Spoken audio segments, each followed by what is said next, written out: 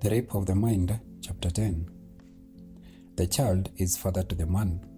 The time has come to ask ourselves if it is possible that there is something in our own growth and development that may make us more vulnerable to mental intrusion and ultimate brainwashing. Are there, for instance, special coercive needs in us? What is communicated and taught to the child that may keep him spiritual prisoner in his environment? These are important questions and would require a thorough philosophical and pedagogic investigation. Nevertheless, from practical purposes, we may limit our attention to two different spheres of development: the influence of parents and the influence of certain social habits. The latter has already been investigated in the second part of this book. Indeed, I must repeat that in my experience, all those who had educated under the rules of strict obedience and conformity break down more easily under pressure.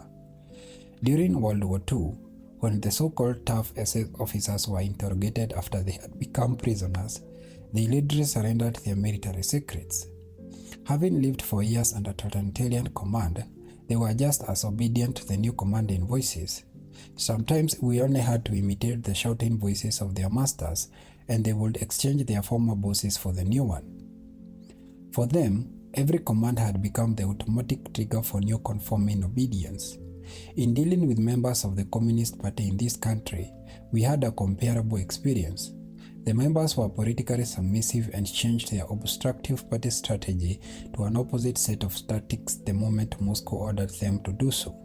How some totalitarianism may develop. Increasing attention has been given to the various psychological motivation leading to political extremism and a totalitarian mentality in men and women who have been brought up in democratic atmosphere, but who have voluntarily chosen to associate themselves with some totalitarian ideology. Psychologists who have come up with contact with the totalitarian attitude and have studied those who are easily influenced by it agree, and by large, that is the free, democratic countries, and the option of totalitarianism is easily always determined by an inner personality factor, frustration, if you will. It is usually neither poverty nor social idealism that makes a man a totalitarian, but mostly internal factors such as extreme submissiveness and masochism on the other hand, or lust for power on the other. Unresolved sibling rivalry plays a role too.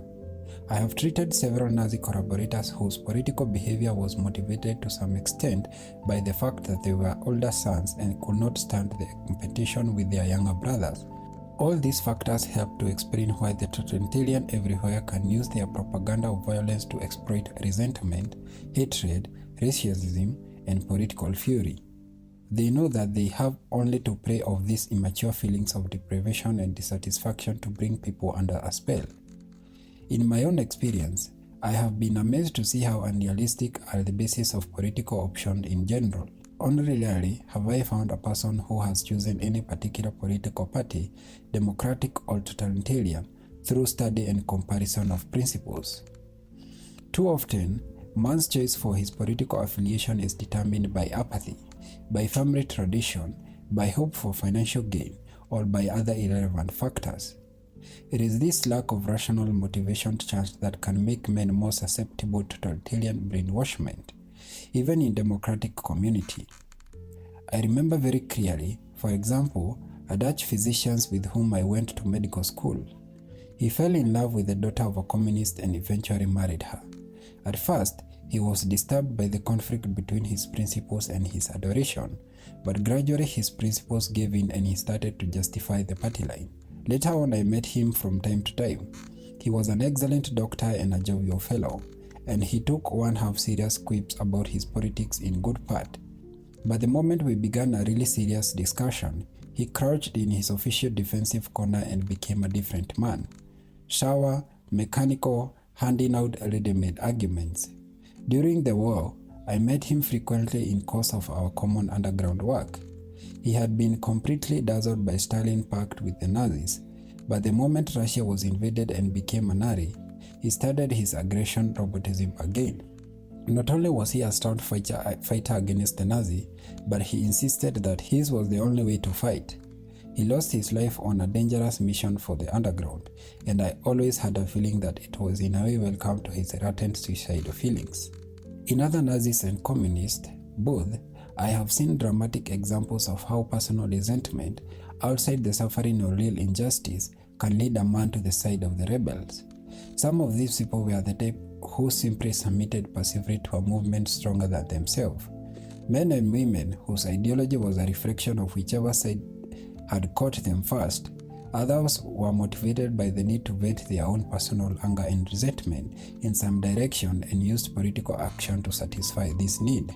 But if we are to come to any understanding of internal factors that lead a man to adopt a totalitarian ideology, we must dig a little deeper than this, and we must give our attention to some basic roots of this problem, the molding nursery.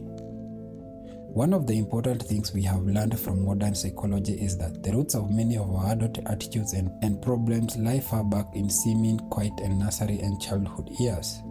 The infant life may appear to be placid and uneventful, but from the moment he is born, he hears thousands of lumberings both from inside his own mind and from the world outside. In his mother's womb, he knew neither warmth nor cold, but his skin transmits these sensations to him. As he lay protected in his mother's body, he did not have to breathe, eat, or excrete. Now he must do all these things himself. He needs help in doing them. He needs protection, and for this protection and help he must rely on those grown-up giants, mother and father. He is utterly and completely dependent, unable by himself to find adequate response to his needs. There he is, with his pitiful limited means of adaptation, with his minimal innate patterns of action. Warmth, food, and love, things which he needs to sustain his life, come to him when he does the right thing. And the right thing is learned, civilized thing, not the institutional primitive thing. The giants, his parents, make demands of him. They begin to mold him according to their own habits, and the infant must submit all these external demands in order to get what he wants and needs. He must follow the handles of subtle, incomprehensible educational rules in order to be paid back in affection and protection on which he is so dependent. All of this transform him into a more or less conforming being. His parents' morality is, as it were, sucked in and becomes an ever-present force inside him. He is imprinted with all kinds of habits which serve to condition him into a particular form of adaptation his parents and his society thinks good for him. The forms his adult behavior will take are foreshadowed by the forms his parents' behavior take. The patient's mother imprints patience to her child. An anxious, compulsive mother imprints tension on hers. The child who is brought up in a loving environment will develop inner pictures of love and affection, and will be able to accept all restrictions his parents impose on his freedom. All the rules they laid down, he will accept timetable, toilet training, parental confusion, without too much inner protest, even when his needs are contrary to these social demands. He may want to be fed at a time when, according to his schedule, he should not be hungry. He may want to sleep when his parents want him to be awake. Society demands of him that he learn to postpone his own gratification, and he will react to his demand in a manner contingent on his own sense of security in his parents' affection. Having to wait for food, not being allowed to suck anymore, having to control his need to excrete, all of this require a child to make new and difficult adaptations. His urge for immediate and unconditional satisfaction of his needs has to be transformed into something much more complicated, a whole pattern of learned responses. It is not important for us to describe here the difficult ways in which these early cultural obligations are met by the child, but it is important to understand that the cradle and the nursery change the condition in the innate natural responses of the unsocial, primitive child to mold him into an adult who may be left from his childhood a legacy of frustration stemming from his molding process. Individual problems are caused by individual patterns of child rearing. These very patterns are themselves to some degree the product of cultural tradition in which they are rooted and the mores of community into which the child is born. To the degree that our society imposes on childless frustration and restriction for which they are neither biological nor emotionally ready, to the degree our culture paves the way for adult behavior problems and for neurotic attitudes of submission or aggression which may find expression in allegiances to some totalitarian group. Conditioning a child into a servile and submissive attitude, for example, may start when parents rigidly imprint automatic rules of conduct on the infant. They may make a time maniac out of him or a cleaning automaton. They may compel him to speak too early or to be silent when his voice itches to burst out of his throat, or to sleep when his body is throbbing with the energy of wakefulness. Such parents impose on their child a constant feeling of guilt. He feels disturbed and unhappy every time he does not comply with their demands. And at the same time, they force him to love them even when they are disagreeable. They may compel him to apologize for behavior which seems to him to be perfectly acceptable. They may demand that he confesses to crimes which do not exist as crimes for him at his age. Some techniques of brainwashing can be seen in the cradle. The parents may cross-examine him, tie him to their apron string, or keep him constantly under their eyes. With their solitary attention, they never leave him alone to enjoy feeling of being secure with himself. The helpless child in such an environment becomes emotionally insecure. In charge for more borrowed security, he becomes more conforming and submissive, although this conforming behavior covers up tremendous inner protest and hostility. When parents do not permit a child to express his instinctual needs openly and directly, they force him to look for other ways to express them. If during his early training, which may start on the day of his birth, the infant encounters endless restriction to direct expression of his needs, he will try to communicate these needs in indirect ways, through tensions, resentment, and crying. Instead of being able to use natural outlets of his instinctual drives, the child is permitted and conditioned to act only through suppression and control of the drive. In his struggle to bring the drive under control in order to please his parents, the child's natural means of expression may become inverted. Instead of expression, he acquires a repression. This is where the roots of such adult behavior as abject submissiveness and the urge to conformity lie. The groundwork for this masochistic pattern of giving in is formed in infancy. Submission and confession are the only strategies possible for the child in a world that is too overpowering for him to handle. Inner rebellion, hostility, and hatred must be expressed in a paradoxical way. The child's rigid silence is proof that he wants to cry and yell. He may reproach and attack the hostile world indirectly, although through magic gestures, clownish behavior, or even epileptic fits. Compelled to suppress his instinctual needs and his means of achieving their gratification, he may conceal their existence even from himself. Surface conformity becomes his only means of communication, and when this happens, words and gestures acquire a concealing function. He never says what he means, and gradually he doesn't even know what he means. The carryovers into adult life of this kind of child rearing are obvious. Trained into conformity, the child may well grow into all adult who welcomes in a relief of authoritarian demands of totalitarian leader. It is the welcome repetition for an old pattern that can be followed without investment of new emotional energy.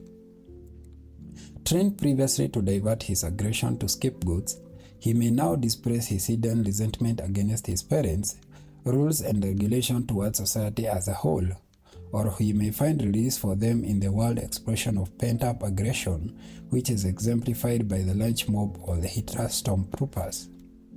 Other forms of parental behavior also have their effect on the child. If the child is trained preconsciously in habits that would otherwise develop spontaneously at a later age, he may show all kinds of distortion in his natural behavior. The example of the effect of precocious toilet training is common, but there are many other parental commands that have the same effect on the child. The way the child is clothed or the parent's constant demand that he always be quiet, asleep, and motionless are equally varied examples. When any command is too strictly applied before the child is able to cope with it, it exerts an enormous frustrating influence. What was enforced on the child by some outside power becomes an inner automatic rule, a compulsion. Let us return to the toilet training example for a moment, though it is only a single part of the whole pattern of training.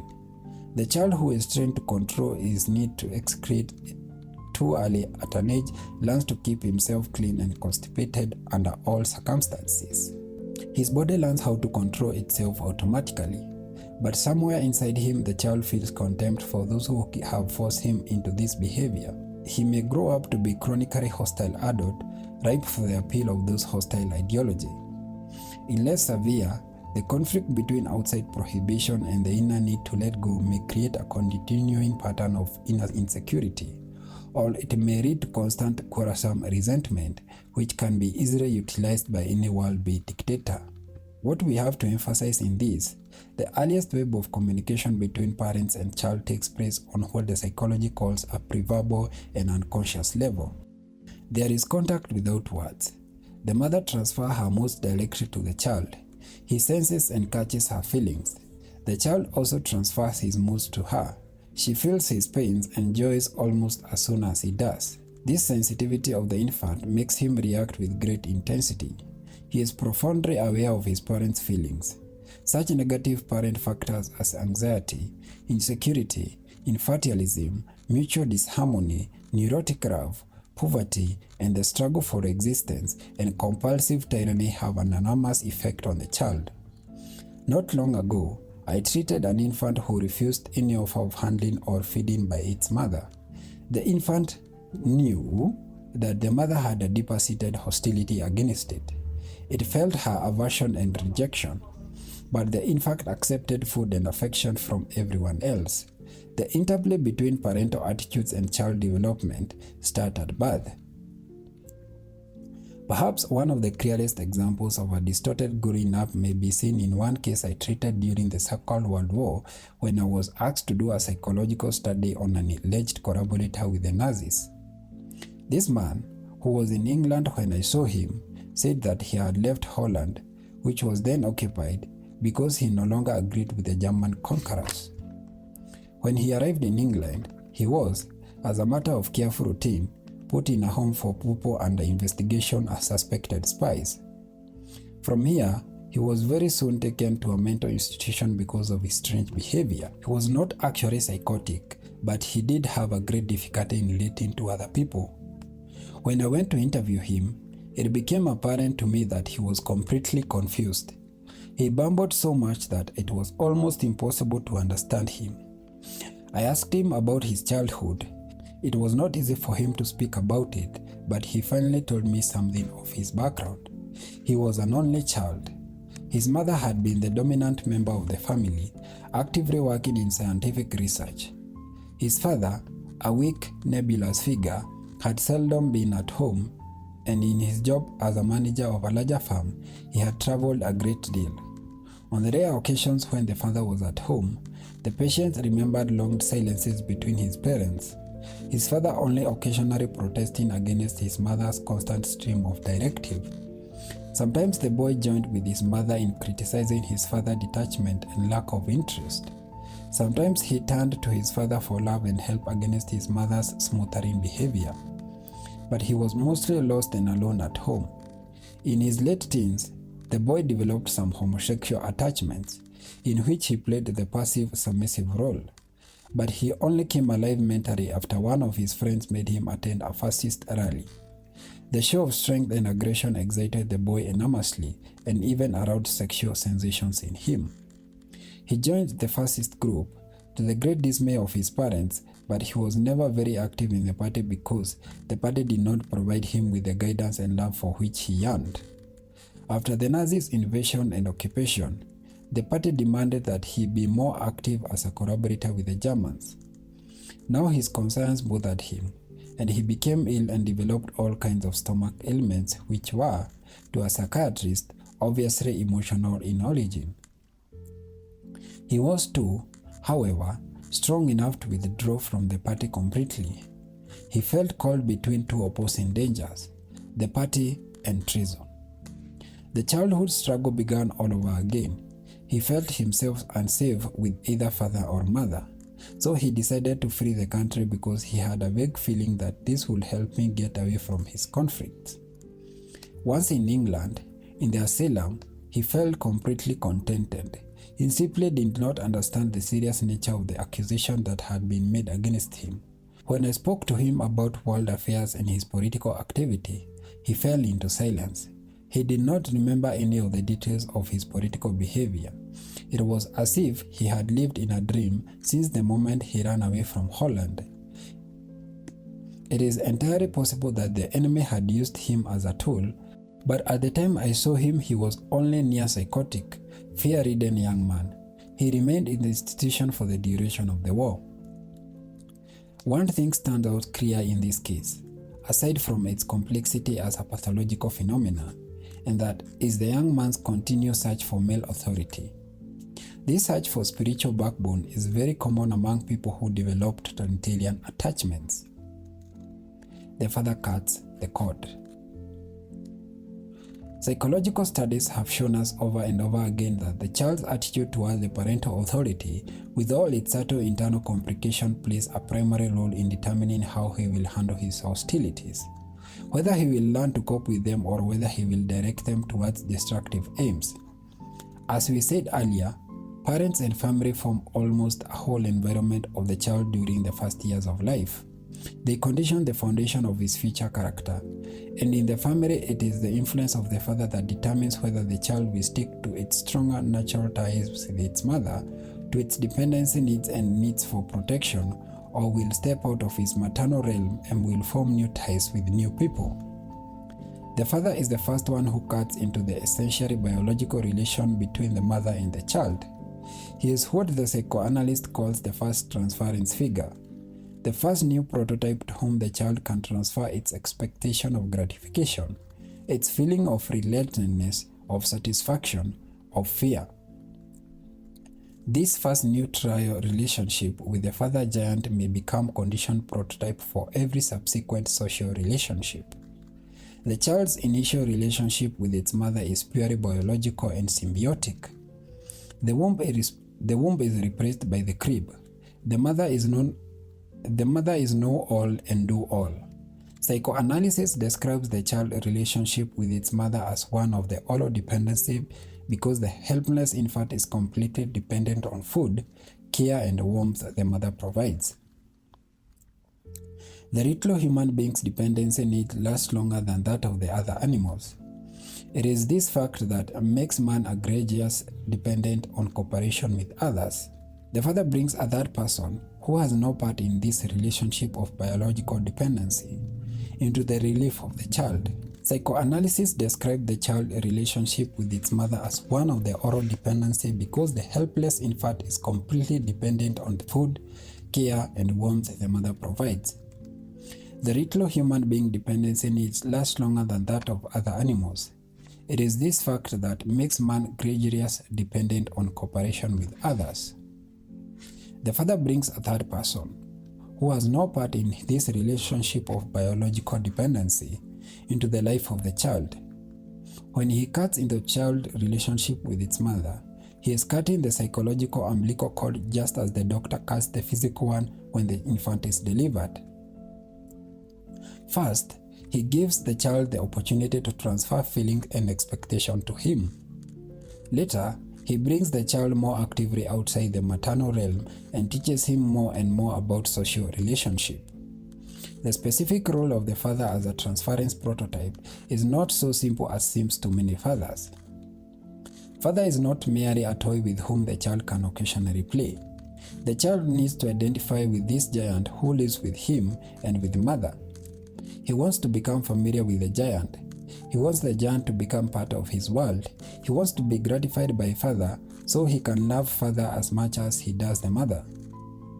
But the child will transfer some of the love and emotional investment to father only if it sees something of mother in him. Father can do the same thing mother does. He can feed the child, can solace him, and can take care of him, and thus the child can maintain a feeling of gratitude and affection toward this third person. This transference of feeling can only take place, however, when the relationship between the parents themselves is tranquil. How can the child identify with the love of his parents when there is constant conflict with each one? This picture, of course, something of oversimplification. There are mothers who behave like cold, distant fathers, and fathers who behave like warm, cuddling mothers. There are grandparents or adoptive parents who can take over. There are many other mothers or fathers substitute, but this is not my point. My point is that every situation there must be some individual who can become the conditioning prototype for the child's relationship with new beings.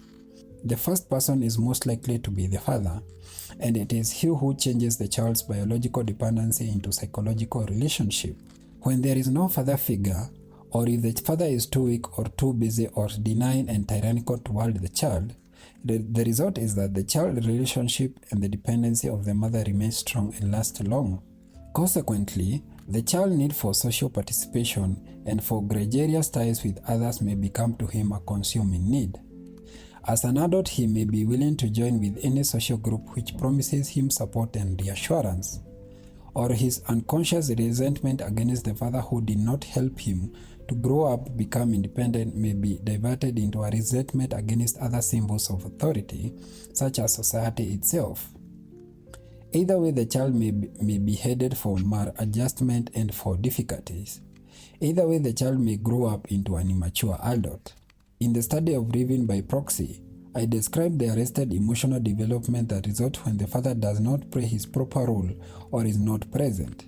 A child brought up in such an emotional detective atmosphere searches continually for stronger figures who may serve as proxy for the normal relationship the child would otherwise have had in life. I have treated several cases of homosexuality and other forms of arrested development, both in men and women, which were almost directly attributed to too strong, tight symbiotic life with the mother, which results from such an environment. In the building up of man's awareness of the independent self and establishment of his ability to have easy, relaxed relationship with his fellow men, the father, as a natural chief and protector of the family, plays an important role. He cuts the code. He may condition the later pattern of dependency and independency. His potential psychological dominance can become a blessing or a curse. For the child's emotional attitude towards his father becomes the prototype for its attitude towards future leaders and towards society itself. We saw this clearly in the case of our spy, who had never had a strong male guide in his life. Many of the people I investigated who had chosen to identify themselves with aggressive totalitarian groups had this problem. For such people, the totalitarian party became both the good father who accepted them and the proxy which gave him to all the hidden frustrated hate. The party solves, as it were, their inner problems. Parental conflict in early childhood, inconsistency, and a threatening and loving attitude toward the child pave the way for rebellion and submission, and a repetition of this pattern later in life. The wish to break away from the family pattern may lead to rebellion. Put the particular form the rebellion takes depends on the political movements can modify and channelize the person's resentment. This does not mean, of course, there is not a large core of totalitarian-minded people, nourished with the cradle by the dogmas of their totalitarian parents, who give themselves to their party task because they have never known a different world. According to Almond, these types are found particularly in our Western world among high echelon extremists. They take in totalitarian form of socialism with their mother's milk. They are members of the increasing group of hereditary totalitarian conformists. Here, no further rebellion is needed to become an extreme revolutionary. But the bulk of the totalitarian-minded in the democratic society are men and women who are attracted to this destructive way of life for inner emotional reason unknown to themselves. My own experiences with both communists and Nazis during the Second World War have shown me with this truth over and over again. In Holland, as in the other Nazi-occupied countries, the communists and the sympathizers fought bravely with us in the underground as our temporary companions. Even during that time of national crisis and terror, they were never free from bitter reproach and resentment towards us. They insisted that the ideological was the only correct one and showed, sometimes openly, sometimes covertly, that when the Nazis were defeated, they will renew their struggle against the social order. Let me give just one example to illustrate this point. One of the communists was a very brave physician, not the same one about whom I spoke earlier. He had killed a Nazi leader, and later he himself died a horrible death. Here was a grown man who had never been able to overcome a certain adolescent self-righteousness and aggressiveness. On the very night when, in a deadly peril, he sought refuge in my home, he felt compelled to engage me in a long theoretical political discussion with him, full of bitterness. He disdainfully reproached the other resistance groups because they did not share his political views. His views and ideals, I must say, in all justice to him, seemed sincere to me, but he was filled with so much unresolved hostility towards the government of his fatherland that he was ready at all times to overthrow it. The core of his ferocious reasoning, I found, was the confusion about ends and means in the struggle for social justice. For him, tactics and strategy that had become more important than the final aim of the peaceful coexistence between men on earth. His violent death, after murdering the SS officer, was partly the result of the fact that he pursued tactics beyond the strategic needs of the moment. True, in the end, he gave his life for his ideals and for his native land, but up to the end he carried a bitter grudge against all those who were not in complete agreement with everything he thought and felt. It was that personal grudge and hostility which led him to bad planning and his ultimate fate. Most of us are not clearly and completely aware that alongside our wishes to be good, adjusted citizens, we also have hidden wishes to violate our allegiances to the social formation of which we are members. These wishes are not based on reason and intelligence, they are purely emotional. They are found by the ways we have been brought up and by our relationship with our parents, by our educational systems, by our attitudes towards ourselves and towards authority.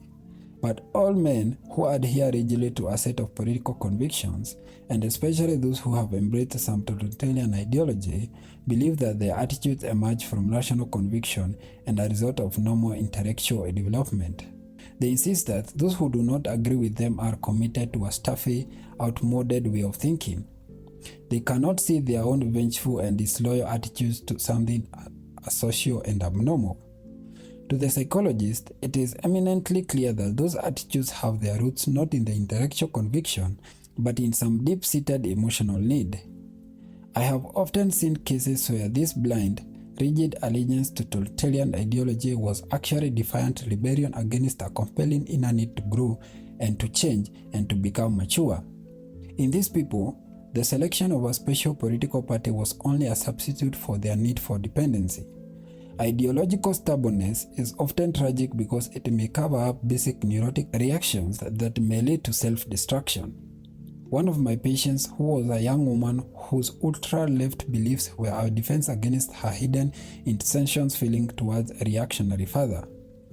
It took protracted therapy to bring her to an understanding of the real nature of her difficulty and to get her to see that there was nothing shameful or disgusting about the infantile love and lust and resentment she was trying to conceal through her political behavior. The need for authority, when it is not understood, and the confused resistance to authority are the roots which the totalitarian attitude can grow. Whenever the father leader fails, he sets up a pattern of future trouble with authority. Instead of a mature relationship with his fellow men, the child becomes the adult who is forced to choose a tyrannical totalitarian tie to keep his inner tension in check. Whenever there is parental conflict, the child grows into an adult burdened with conflicts who may eager to accept the simple solution totalitarianism offers. Whenever there is parental compassion, which gives the child a chance to develop its own attitudes and evaluations, the child grows up into a conforming adult whose entire life may be spent in search of outside authority for someone to tell him what to do. End of chapter 10.